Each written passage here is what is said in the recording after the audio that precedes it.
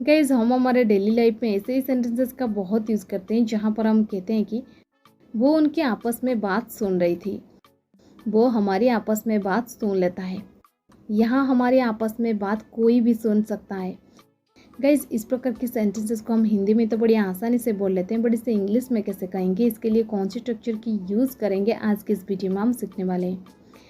इस प्रकार के सेंटेंसेस को इंग्लिश में कहने के लिए आपको ये स्ट्रक्चर फॉलो कर देनी है। स्ट्रक्चर में पहले आपको यूज़ करनी है सब्जेक्ट, इसके बाद हेल्पिंग वर्ब, हेल्पिंग वर्ब के बाद आपको यूज़ कर देनी है ओवर हियर, ओवर हियर के बाद आपको यूज़ कर देनी है ऑब्जेक्ट नाउन या फिर प्रोनाउन, और लास्ट में अदर वर्ड्स।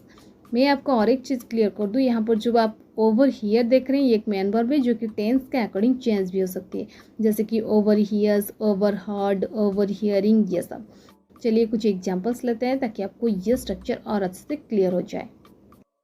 वो उनके आपस में बात सुन रही थी। She was overhearing them.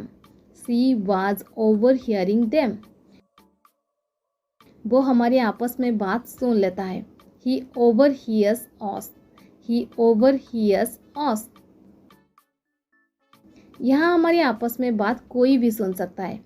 Here anybody can overhear us. Here anybody can overhear us.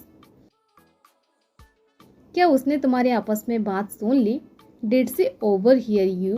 Did she overhear you? तुम्हें उनके आपस में बात नहीं सुननी चाहिए थी।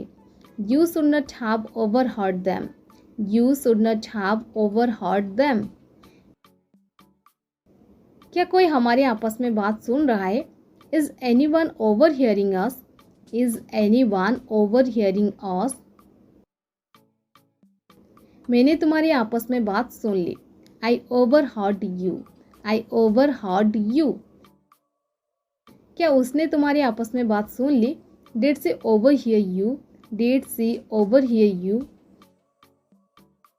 क्यों दूसरे के आपस में बात सुनते हो? Why do you overhear others? Why do you overhear others?